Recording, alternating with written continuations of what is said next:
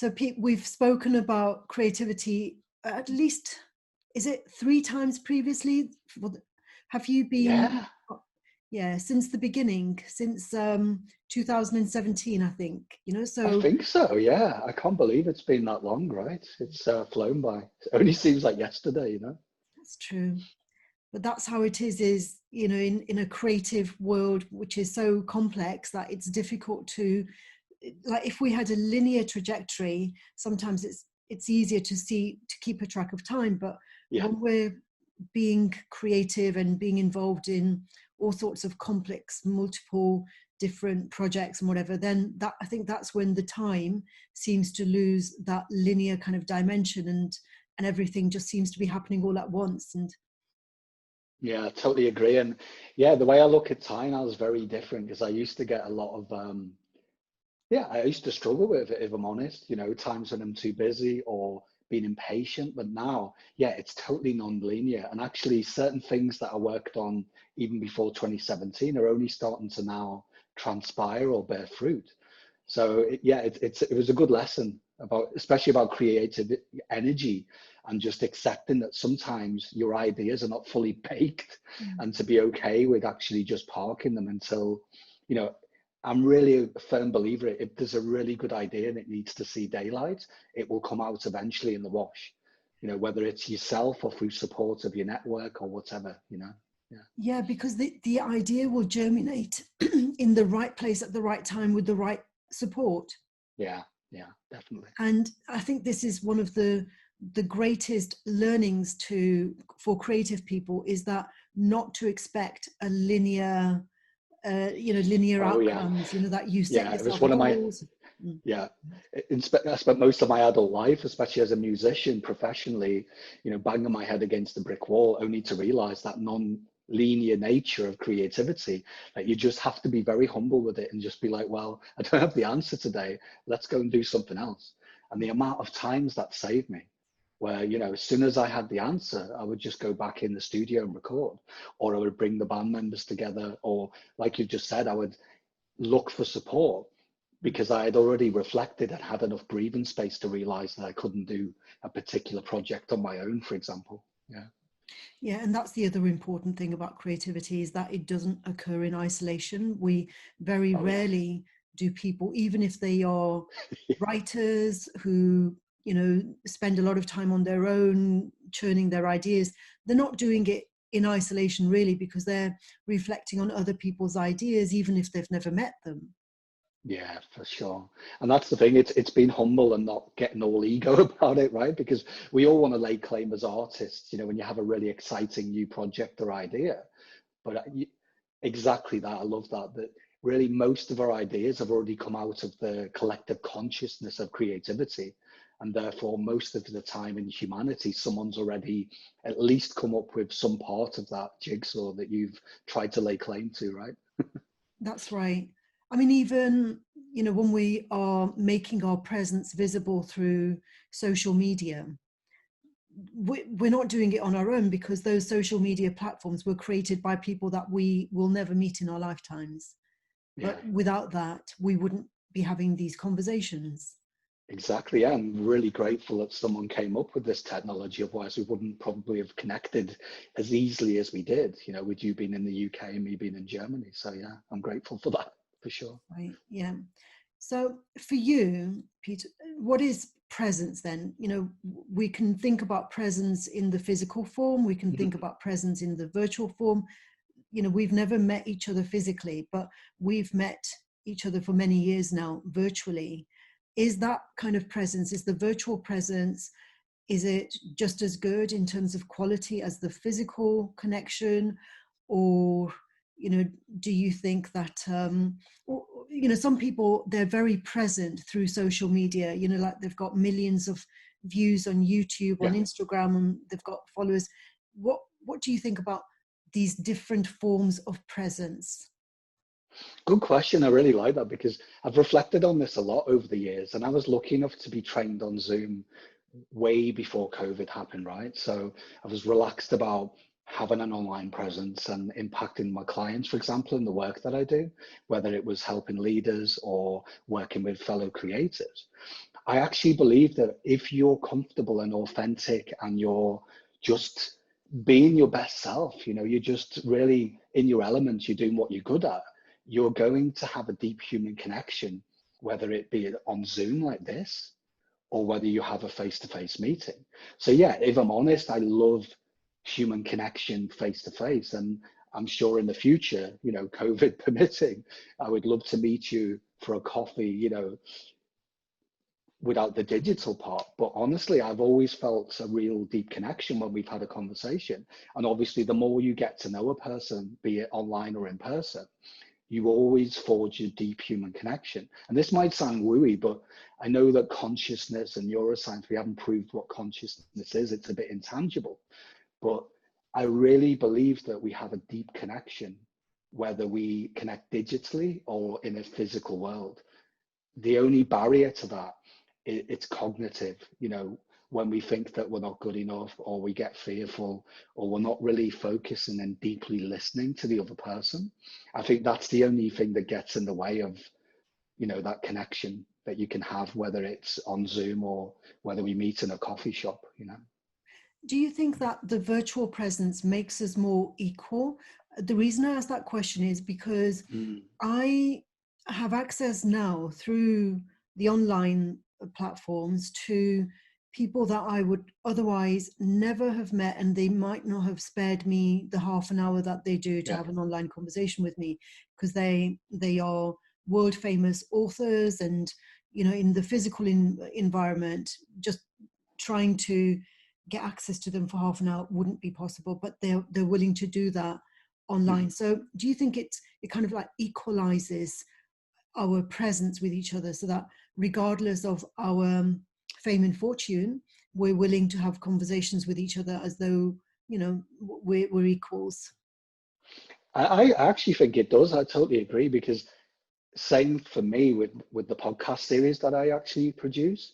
I've met some wonderful people that there's no way I would have got the opportunity. And not because they're like, oh, I'm too important, I'm too famous, or you know, they were simply just too busy and traveling the world and you know doing public speaking gigs. And we interviewed a person, I won't name him here publicly, but we interviewed someone quite recently, and there's no way we would have crossed paths had COVID not happened. They just had more space in their diary, and I'm really grateful that they did, because it made sense for them to reach out and do a few more interviews with people like myself who might not have the international visibility just yet.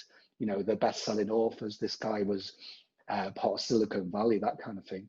So I think Zoom's a good leveler for humanity, because warts and all, when we connect, you know, in the corporate world especially, I work with leaders, you have to, or you think that you have to come up with a persona and put a big shield up, and you have to bring your perfection into work. But I think it's a great thing now with COVID that it's a window into people's humanity, because you get to connect with them, and usually at home, right? They're usually, you know, around the family, warts and all, there's kids are around, there's chaos. And I really love that, because the meetings that I've had in a corporate context or with leaders, it's been hard for them to put on a face or bring an ego in, because I can see the child running around, you know, semi-naked in the background.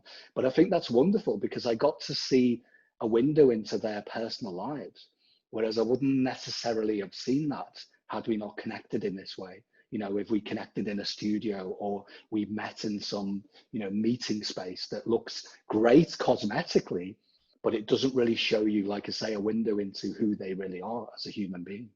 Yeah. That's right. Yeah.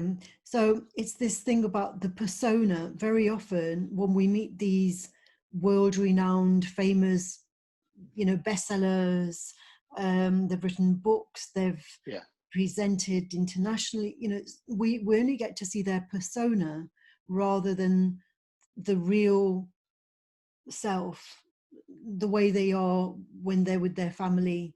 Mm.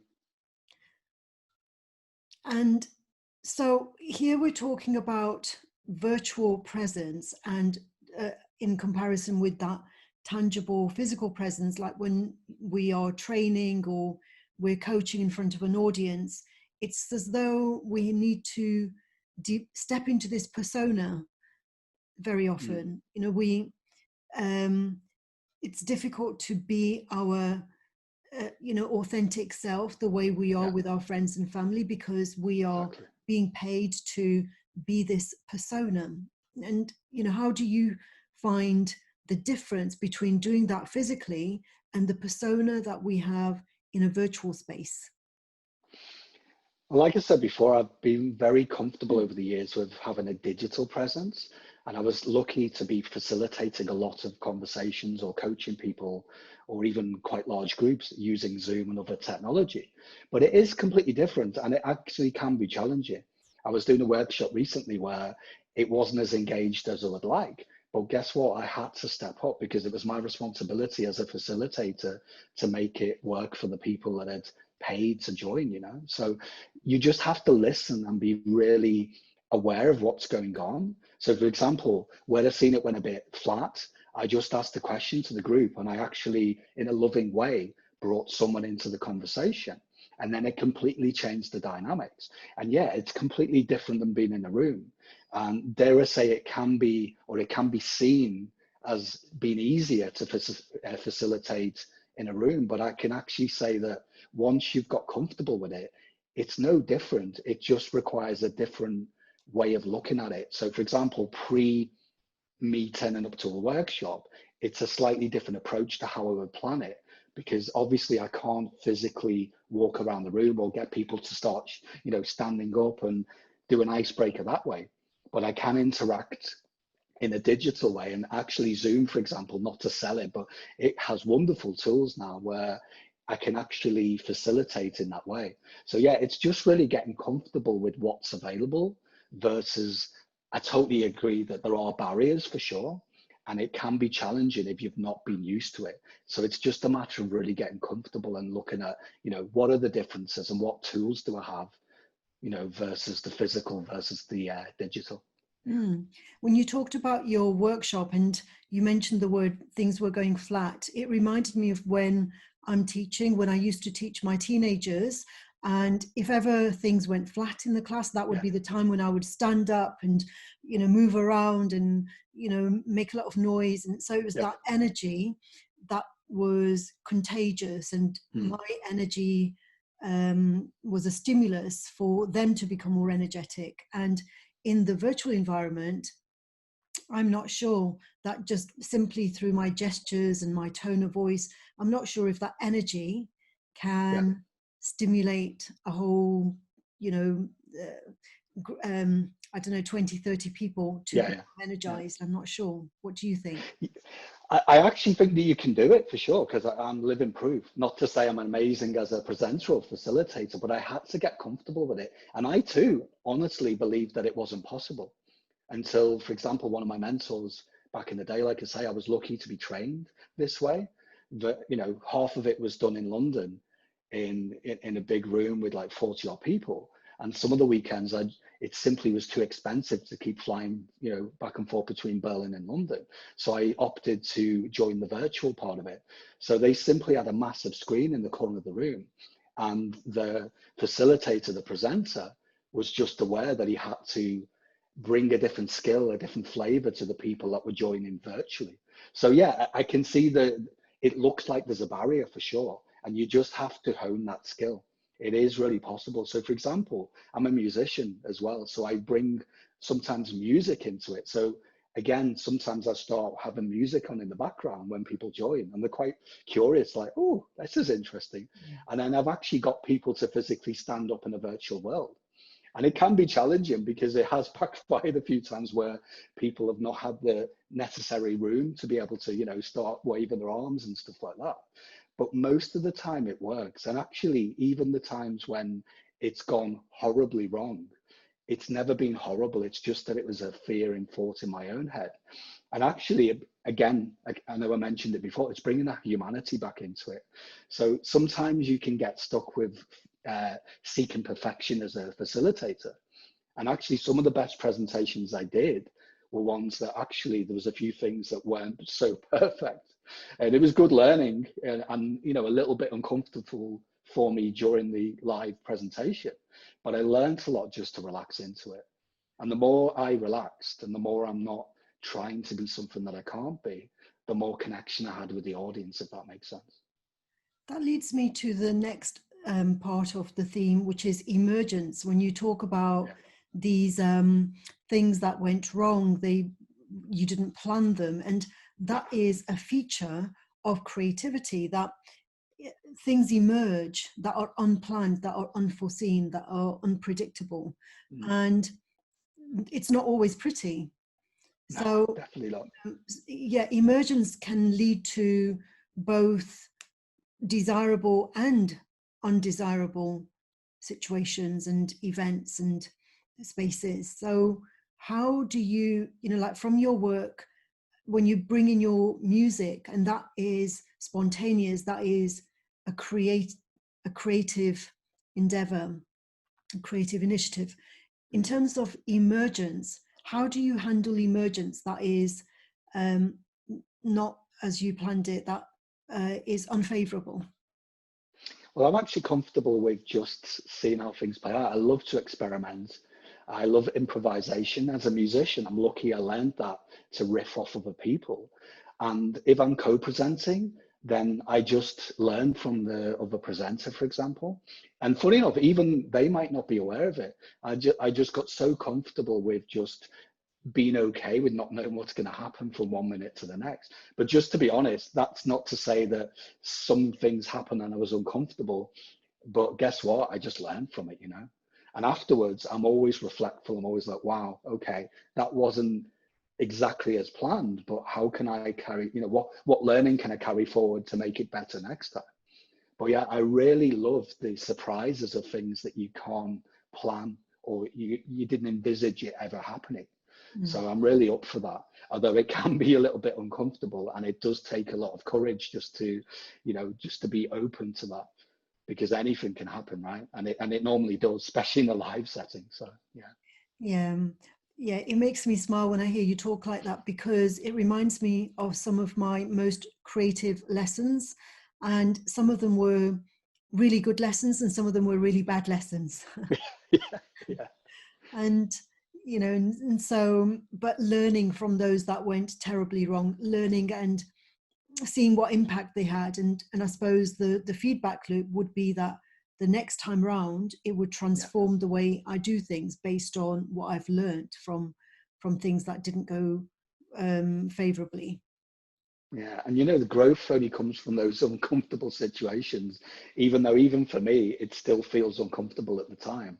But I'm always grateful afterwards because I'm like, wow, if I hadn't have pushed through that uncomfortable feelings and thoughts about it, I would never have got that life lesson. So I'm always grateful. Maybe not so grateful at the time, but yeah, afterwards, definitely. Yeah.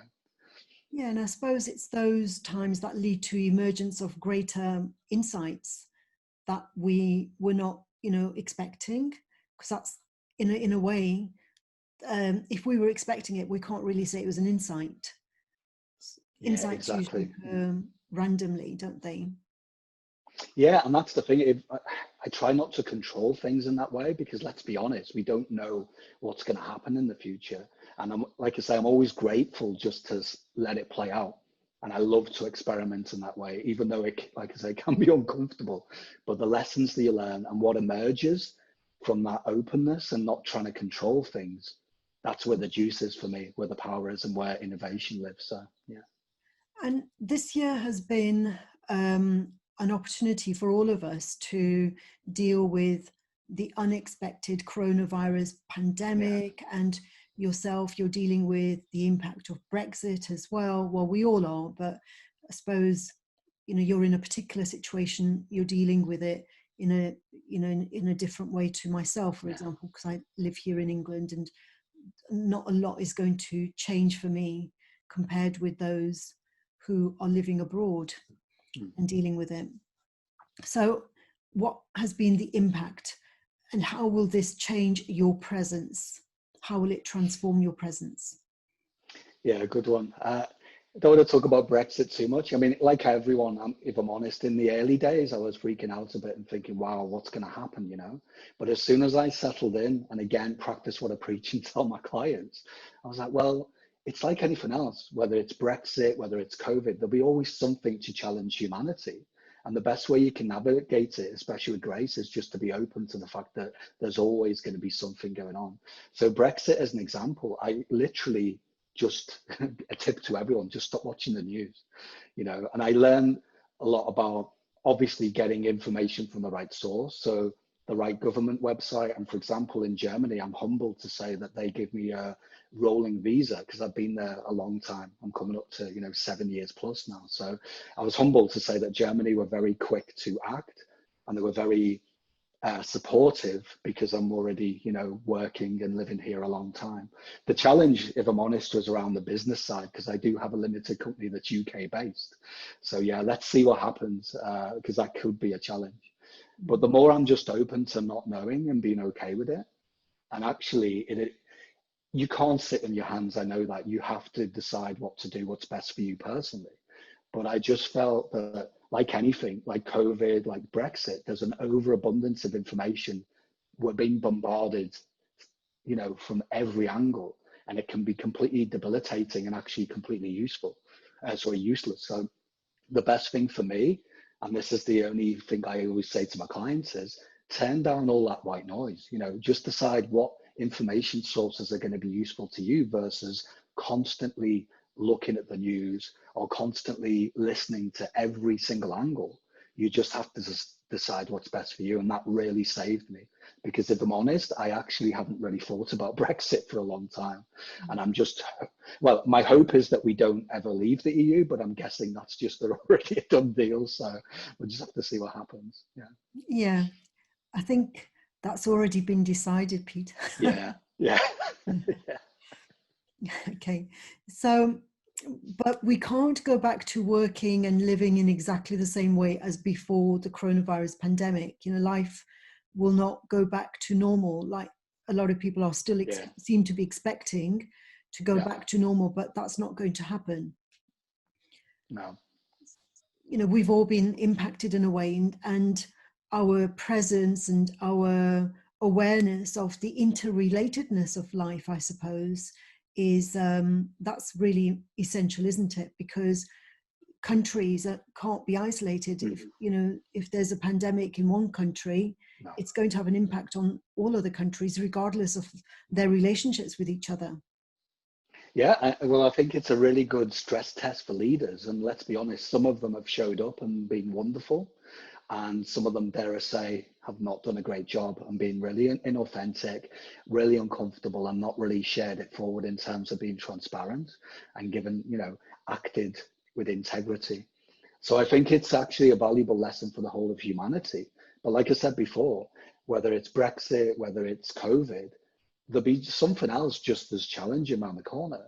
But I actually really believe, and I believe in humanity, we can step up and deal with it, because we wouldn't have got this far as a species. We wouldn't have survived all of the other trials and tribulations that we've got to as a species right now.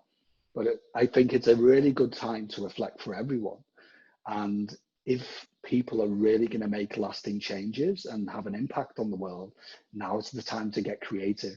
I really think now innovation can really be accelerated, because we're actually being forced. And I don't know about you, but when I'm limited in terms of creative energy, especially as a musician, as an example, that's when I did my best work. It wasn't comfortable, if I'm honest, but having too many options sometimes can be, like I said before, debilitating, and it doesn't always give you the best output. So I really believe a good crisis sometimes, even though COVID is really challenging, it's terrible to see that people have genuinely lost their lives, and it's a real thing. Contrary to the conspiracy theories, it is real. But I really believe that humanity has a call to action now, and we can really resolve and accelerate a lot of the pain points and things that we didn't know what to do with. And I already see that we've actually started to resolve things because we were forced to do it, right? I suppose something else that's changed through this pandemic is what we're expecting from our leaders. And I heard somebody say recently that the leaders were not visionaries. They didn't see what was coming, and the signs were all there. Yeah. But they didn't see these signs. They didn't anticipate, and their presence needs to be such that they are able to see more than the average person can see, and that's why we should be calling them leaders, because they see more than we do. Yeah, yeah, it's interesting that, I mean, I know it's not easy. I mean, I've not been a leader of a country, a president or something like that. It's a tough gig. It's like being a CEO. You know, the more senior I got, the more, dare I say, I felt isolated and on my own. So we have to give them a bit of wiggle room. But yeah, I totally get it that if you decide to take that responsibility in that position, you have to do that hard work. You have to go further than anyone else, because your responsibility is to be of service to whoever that population is, or that community, or that whole country. So yeah, I do expect more of our leaders, that's for sure. But I am also compassionate when they get stuff wrong. But here's the thing, if you're being authentic, the best leaders, and I'm not going to name any, but the best leaders I've seen that I really respect are very honest and say, look, I didn't see it coming. I got it wrong, but let's move forward together. What can we learn? And what can we do together? You know, I've got your back as the leader of this country. Let's resolve this mess. Let's, you know, move forward and work together. And that's the message that I don't see for many leaders, because they, I mean, you know, they show their humanity, they panic, there's fear, but also there's a lot of people who are actually just not telling the truth. And that's the real shame of it, because if you're inauthentic, even children can spot this. You know, when an adult's not telling the truth, we all know how to spot it. And the more that you dig a hole, the more problems you're going to cause. So I actually think it's a call to action, a good stress test for our leaders now to really step up. And if you haven't done a good job, it's not too late to actually just put your hand up and say, look, sorry, I didn't get it right. Let's start again. And I think a lot of people have an opportunity, and it's really a choice. So we'll see who, we'll see what transpires over the coming months and years. Yeah. And I suppose presence and awareness go hand in hand, and it's the responsibility of each one of us to be aware. The more aware we are, the more present we can be. We can, each of us needs to have this responsibility to see what's coming. Yeah. Yeah, I mean, but can you really truly see what's coming around the corner? I think we do have a responsibility. I totally agree. But I'm more, I can only say my leadership roles and how I help leaders in organizations is I show them that you can't truly ever see what's around the corner. But if you want to be disruptive in a good way and really drive innovation, then just accept that, be ready for opportunity, if that makes sense. So yeah, we can't really always see what's around the corner. You know, our vision's always not so clear, but we can accept that what's the only thing in humanity that's a constant is change. So if you're ready for opportunity and accept that there's going to be another Brexit, another calamity, another natural disaster, because let's be honest, that's what always happens, right? It's just normal, right? So the more we just get comfortable with not knowing, I would hazard a guess that if you're a leader, the more you'll be able to navigate it with grace and be more prepared than the other person. And I suppose it's having that courage to be present in a way to know that whatever life throws at us, we can handle it. We are resourceful enough to make things happen in a way that leads us forward rather than destroys us. Exactly, yeah. And I would guess that we'll be more resourceful if we act with integrity and clarity. And you're not always going to have clarity, because I get fearful. My judgment gets clouded when I have too much thinking going on. But as a leader, it's having the responsibility to check in on yourself, you know, reflect yourself and really listen to your own wisdom. And if it's off, you know, put the brakes on and have people around you that can support you with that. Because I'm like anyone else. I make mistakes. I know I have blind spots. But what's my good sanity check when I'm not feeling it is to actually reach out, you know, whether it's someone like yourself, someone in my network who I trust, and just to say, look, I'm a bit panicky about this. I'm not sure what's the best way. You're one of my trusted inner circle. Can you, you know, what do you think? And that saved me a lot of the times. And it has a guess, or well, I don't guess, I know that the best leaders that I know, whether it's a world leader or people I know at quite a good human connected level, the reason why they're so successful is because they're so transparent and open and authentic, and they're quite comfortable with not knowing and sharing when they don't. And that's probably what saves them time and time again. You know, we can't always act on our own in a singular way. You know, leadership is about involving the right people at the right time as well. Yeah, excellent. Well, to summarize, Peter, presence, emergence, and impact, what would you say are your final words about that? I think that they're all really important, and it's in terms of creativity. When I frame emergence, I mean, if you have presence and you already act with integrity, you already have impact. So what will come out the wash will be probably your best guess, and that's as good as we are, right? And I'm happy with that, because like I said before, we can strive for perfection, but what is that, right? And I think whatever emerges from having the right impact, that's your best. Yeah. Excellent. Well, thank you very much, Peter. I've really enjoyed speaking with you. No, thank you. I've really enjoyed it. See you soon.